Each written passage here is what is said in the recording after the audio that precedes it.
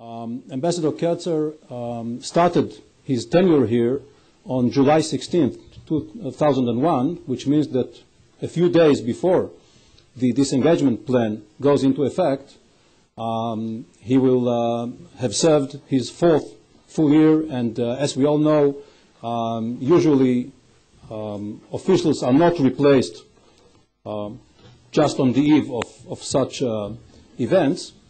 So maybe this is a sign of the ambassador's tenure being extended, and maybe not. Ambassador Kraczer is also known as an avid baseball fan. A few months ago, he spoke at Cooperstown at the Baseball Hall of Fame, where, among other greats, he quoted Yogi Berra, who said about the Arab-Israeli conflict that 90% of it is mental and the other half is physical, or the other way around. So without further ado, Ambassador Kraczer, please. Erev Tov. Maybe now that you all have the earphones, I'll speak in Hebrew. Just kidding. Actually, I thought Amir was going to, the better quote from Yogi Berra is the one that's more applicable to the peace process, because he said once that when you come to a fork in the road, take it. Think about that one. This is what Israelis do in Turkey and other places. Yeah. I want to thank the Van Leer Institute and the organizers of this conference for the opportunity to join you. I saw many of you this morning. I was here for Dubi Weissglass and Eval Giladi, and I will not be as funny as Dubi or as thoughtful as Eval, but I thought I would be able to add a little bit to the substance of what you discussed today by giving you the perspective of the United States. Why is it that the United States government has been so supportive of disengagement? What do we see in it? What do we expect of it? And where do we expect to go from it? In view of the decision this past week by the Knesset and just yesterday by the Cabinet, which means that disengagement is going to proceed, surely the key in the period ahead is to overcome problems and deal with the issues of implementation. So I'm going to try to explain U.S. thinking and try to help us understand where we see disengagement fitting into the larger vision of peace that was laid out by President Bush in 2002.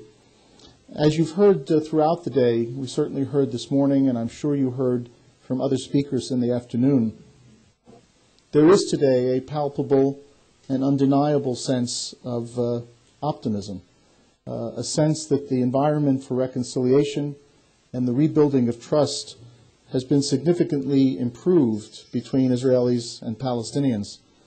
The election this past January 9th of a new Palestinian president in a free and fair democratic election has infused the process of reform and democratic institution building within Palestinian society with new vigor.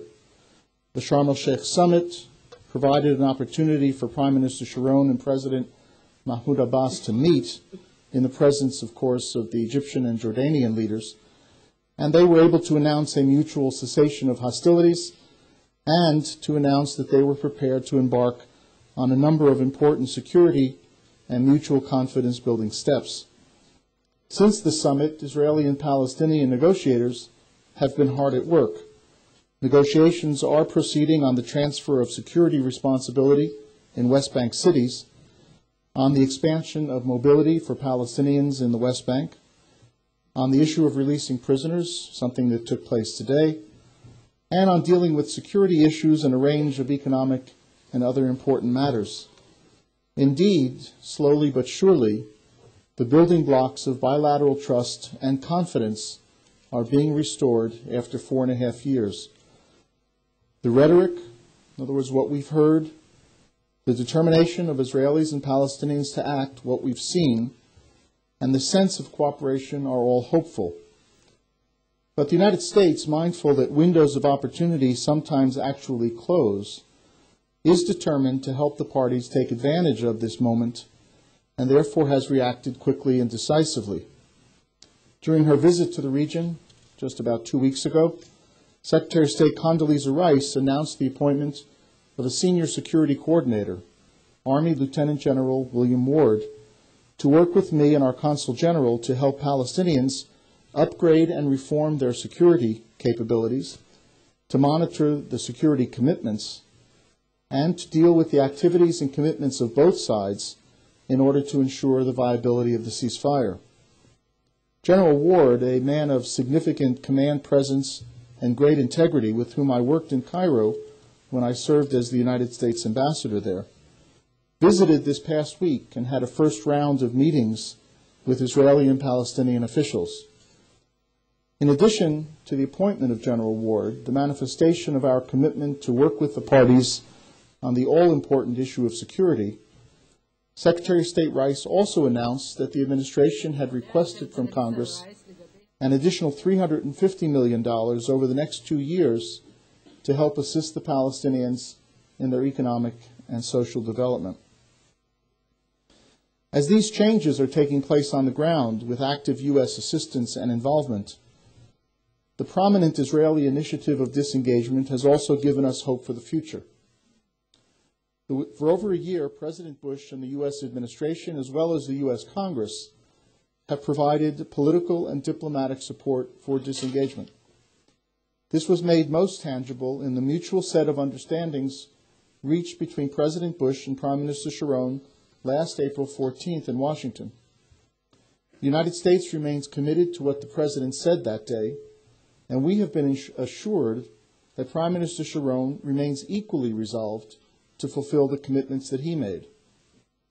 The President has said that disengagement is entirely consistent with U.S. policy.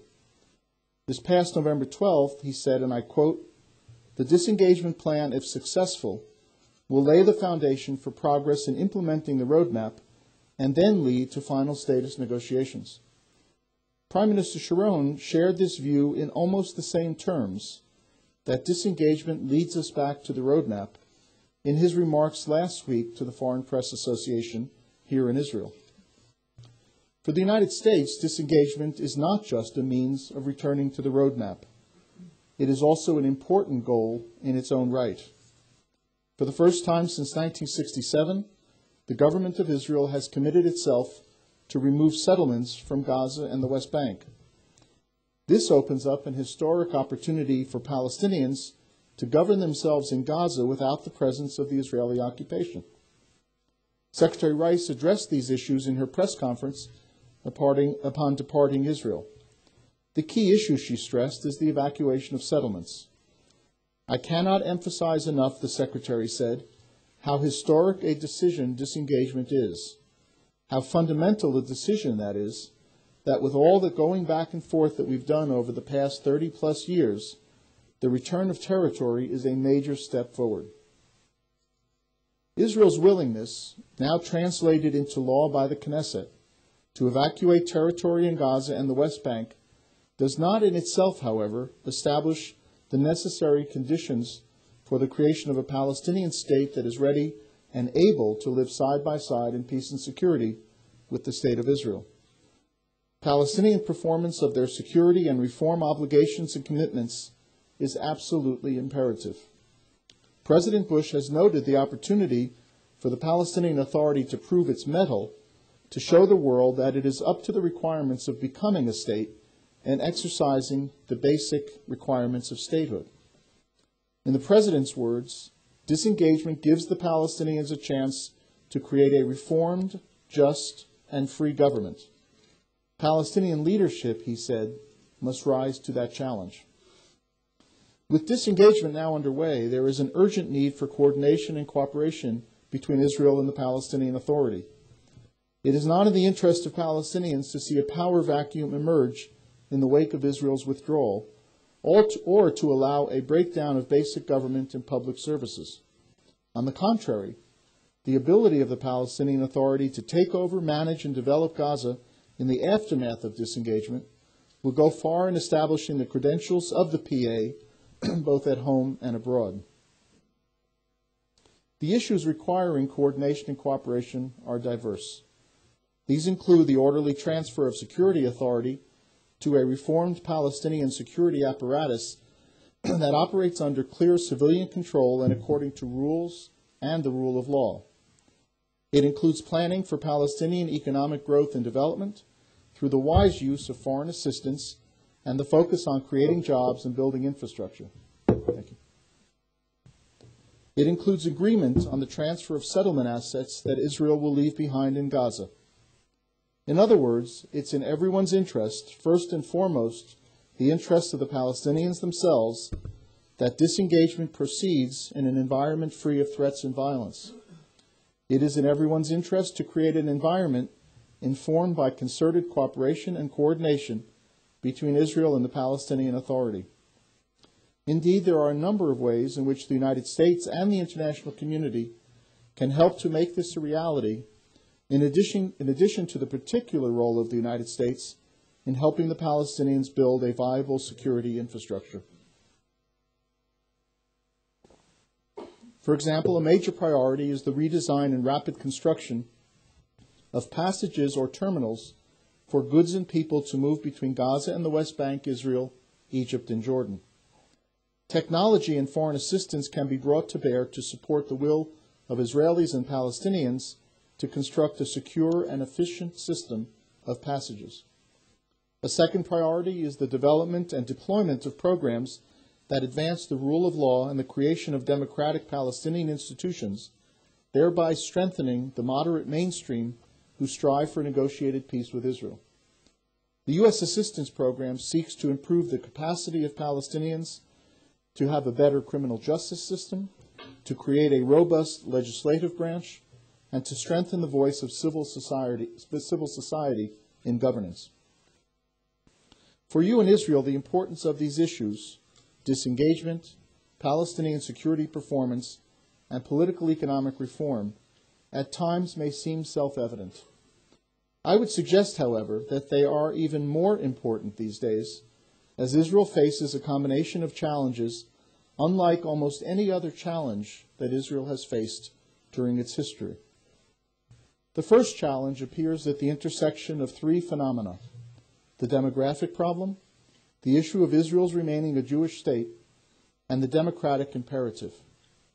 I do not plan on entering into the debate among demographic experts as to the exact number of Palestinians living in the West Bank and Gaza. The difference among those experts is one of quantity, but not one of essence. The reality is that high Arab birth rates, relatively lower Jewish birth rates, and a projection of immigration to Israel that does not offset the birth rate differential means that over time the total Jewish population between the Jordan River and the Mediterranean Sea will continue to decline relative to the non-Jewish population. This becomes a vital issue with regard to Israel's remaining a Jewish state. I am proud that the Bush administration, for the first time, recognized Israel's character as a Jewish state, and this remains an important element of how we think about the region. However, as long as there is no Palestinian state, the demographic issue looms over this imperative. Indeed, there have been increasing calls of late among some Palestinians and others to abandon the two-state solution and to adopt a one-state solution. Such an outcome would mean, over time, the transformation of Israel into a binational state with a likely Arab majority within several decades. The third component of this problem is the issue of democracy. The pull of territorial expansion among some is so strong as to want to retain the West Bank and Gaza, even with the Palestinian population in place. However, it is simply impossible in today's world to deny an entire population the same rights of citizenship enjoyed by all other citizens. Thus, a solution that impacts on or diminishes Israel's democracy simply will not fly. In addition to this confluence of demography, democracy, and the Jewish character of the State of Israel, the second challenge faced by Israel today relates to the nature of the conflict between it and the Palestinians. For the past 56 years, perhaps even more, politicians on both sides and the international community have seen this conflict as territorial and political in nature. While the issues were deep and important to each side, they were seen as amenable to compromise. It was in this context that the Land for Peace formula gained currency, and it was in this spirit that the United Nations Security Council laid out the political and territorial principles on which basis a settlement could be reached. Of late, however, there are signs that the conflict is becoming increasingly ideological and religious. Whereas a political territorial conflict can be resolved through compromise in which both sides can win, an ideological religious conflict by its very nature becomes zero-sum or winner-take-all. It becomes an existential conflict for both sides, in which the elements previously seen as negotiable turn out to be non-negotiable. It is for this reason that the United States is trying so hard to resolve the conflict as soon as possible on the basis of a political territorial solution. And it is for this reason that the United States, as part of the global war on terrorism, is leading a diplomatic and military effort globally to isolate and defeat the religious ideological terrorist groups, including Hamas, Islamic Jihad, and Hezbollah, which seek to transform the conflict into an existential war against the State of Israel. This issue becomes even more salient when seen in the context of the third challenge faced today by Israel. We all must be concerned over efforts to delegitimize Israel as a state among the nations. What happened in Durban or at the meeting of the Organization of the Islamic Conference cannot be dismissed as isolated incidents. What is happening across Europe and even on some university campuses in my own country cannot be ignored. Legitimate criticism of Israeli policies is not the issue. Rather, what is at stake is whether Israel's legitimacy as an independent state is being called into question. Thus, the subjects discussed today at this conference relating to disengagement, Israeli and Palestinian commitments, and Palestinian democratic development take on even greater importance. For they constitute not only vitally important goals to which Israel and the Palestinian Authority have committed themselves to achieve in the period ahead, they also constitute critical responses to the underlying challenges that threaten to transform this conflict into an ideological struggle for survival. For all these reasons, in conclusion, let me say thank you again to the Van Leer Institute for organizing this conference and for allowing these issues to be brought forth. Mostly, though, I want to congratulate the government and the people of Israel for their willingness to confront the difficult challenges and to take bold initiatives such as disengagement that stand up to those challenges and ultimately can prevail. Thank you so much. Thank you, Mr. Ambassador. We know that it's been a long day for you. You've traveled back and forth to Jerusalem from Tel Aviv twice. But please give us just a few extra minutes for questions, mostly from the audience, but a couple from the moderator first. What comes after this engagement? I'll tell you why I went to Tel Aviv first. Harav Lau published a new set of Pirkei Avot, and he asked me to give a Devar Torah in commemoration of the event. So it tells you that the work of an ambassador is diverse and interesting. And if anybody wants afterwards, I'll repeat it for you here. Have a little extra treat. I'm sure while you were saying that, your mind was working about an answer. Of course, that's why I told you the story. Look, the United States, as I suggested in my formal remarks, believes that disengagement can pave the way back to the roadmap. We are certain that a successful disengagement, meaning one that takes place not under fire, that takes place hopefully in an atmosphere of calm but resolute determination on both sides, and one that also corresponds to a period in which Palestinians can exercise authority, can transform some of their institutions during this period, and in particular can take care of security, will in fact create the kind of trust and confidence building that will allow us to take another hard look at the roadmap and see if we can move forward. I think it was Eval this morning who suggested that the roadmap is not in fact a political plan. It is a roadmap. It's a process designed to reach a vision of peace that was suggested by the President in 2002, a vision which both Prime Minister Sharon and the Israeli government, as well as the Palestinian Authority, share. So our view is that we have now this next 5 or 6 months to carry through on disengagement, hopefully to do it successfully, to help the Palestinians achieve some of the reform measures, particularly in the security area, and then to be able to sit with Israel and the Palestinians and see if we can't move back into the roadmap as a process toward reaching that vision of peace. Conversely, what happens if Israeli democracy works its way so that the government falls and disengagement does not come about? And I'm asking this question because the emphasis that Prime Minister Sharon has been putting on the timetable as part and parcel of his commitment to carry out disengagement suspiciously sounds as if he gave a private secret commitment to President Bush along this line. Well, there were no, let me first of all deal with the last part of the question. There are no secret annexes or commitments or private assurances that were shared between the President and the Prime Minister last April, either before then or after then. Rather, the Prime Minister told the President that he is committed and he believes that his government and the Knesset of Israel are committed to seeing through disengagement, and we've seen the level of that commitment throughout the political turmoils of the past months.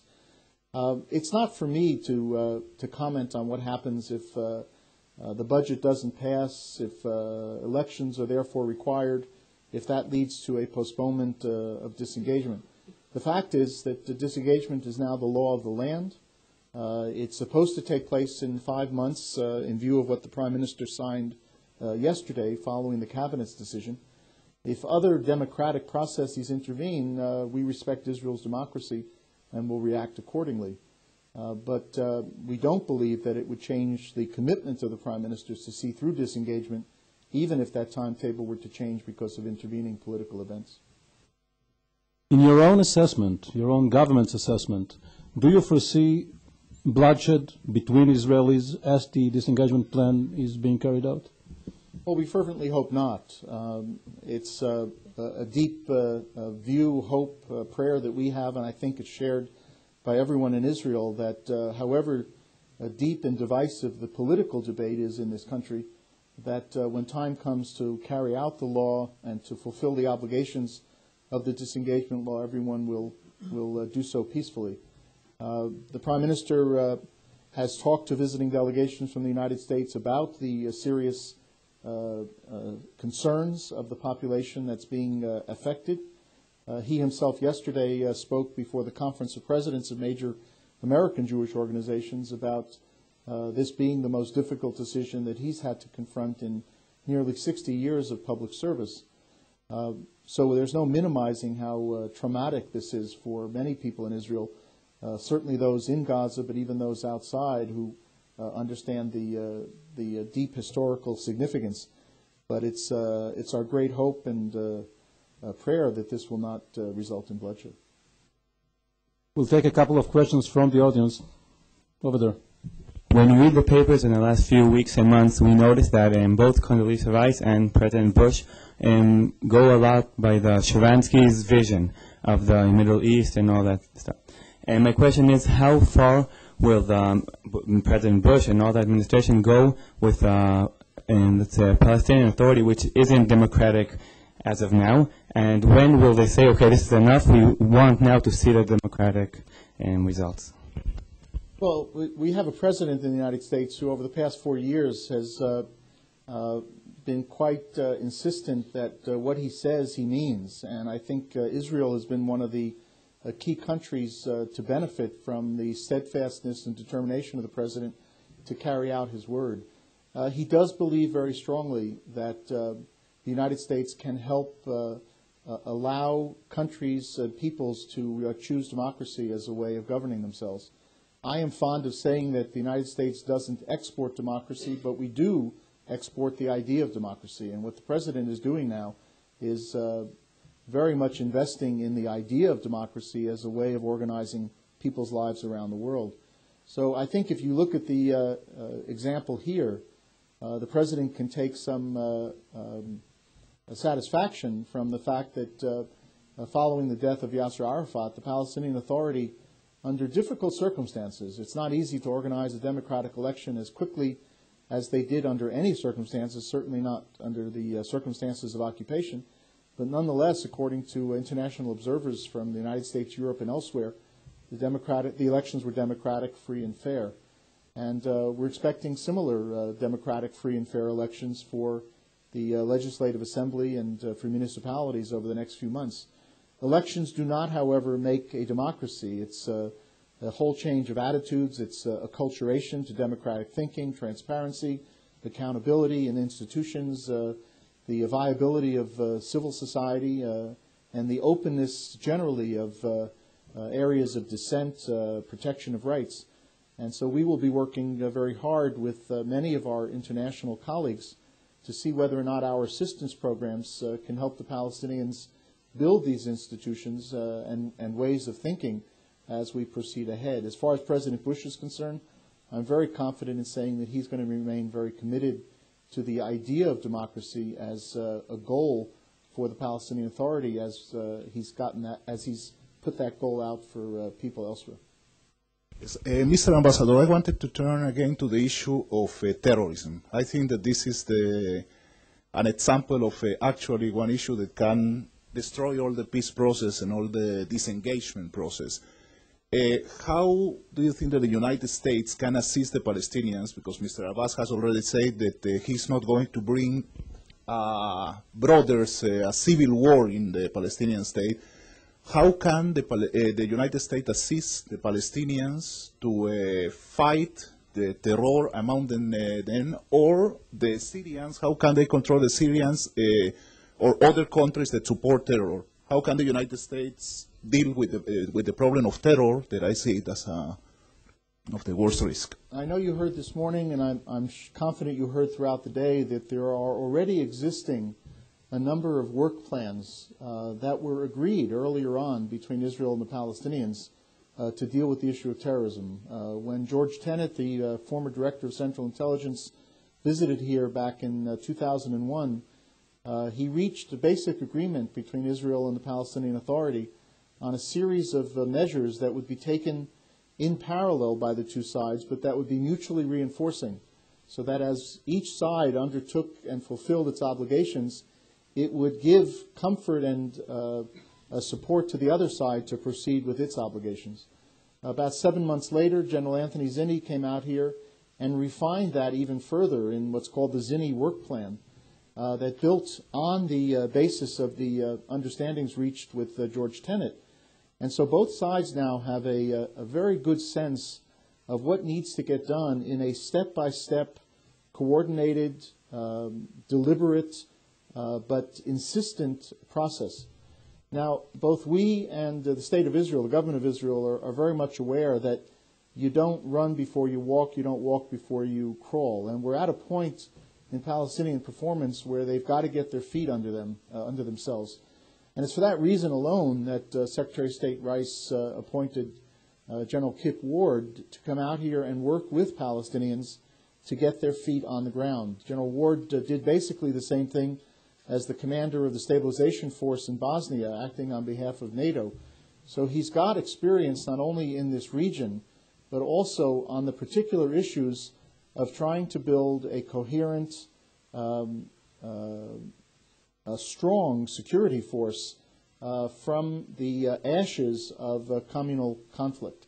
And he's going to try to do that. His discussions over the past few days, he was here at the end of last week, suggested to him, we talked before he left, that the Palestinians already understand intellectually what they need to do. The challenge is going to be to translate that from their mind to action and then to carry it out into the field. I agree with you fully. The measure of success of what we're looking at in the period ahead will be entirely dependent on how well Palestinians perform their security responsibilities. And that's not only ceasing fire and holding to a cessation of hostilities, but it is dismantling the infrastructure of terrorist organizations, not only not permitting weapons on the street, but at some point actually collecting those weapons and disposing of them, not only not permitting Qassam rockets to be fired, but also at some point going after the workshops and the smuggling avenues and shutting them down. So we're going to try to move in a deliberate fashion, but also a very concerted fashion to get Palestinians from the point where they are today, where they've made a commitment to do this, towards a significant effort to do it, and then hopefully a performance in which they actually do it. Mr. Ambassador, you got here to Israel a few weeks after the horrifying Dolphinarium suicide bombing, almost in tandem with Director Tenet, and now 3.5 years later, the situation has calmed markedly. We hope to have you back here in a few months' time just to reassess what happened during the disengagement and what is going to happen after the disengagement come October and November. So thank you very much for joining us. Thank you, and תודה רבה לכולכם על ההשתתפות, ותודה מיוחדת לצוות של מכון ון ליר, במיוחד לאסף שרון ולשולמית לירון. תודה.